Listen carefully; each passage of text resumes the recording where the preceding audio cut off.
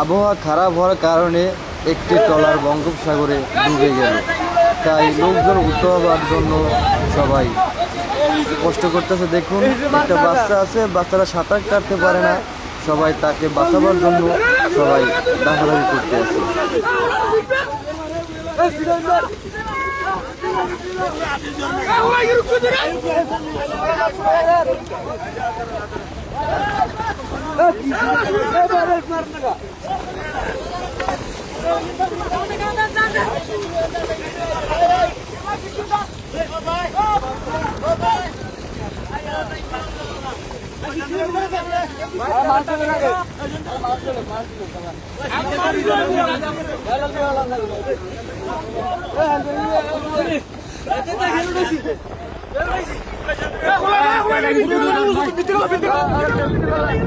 ভাই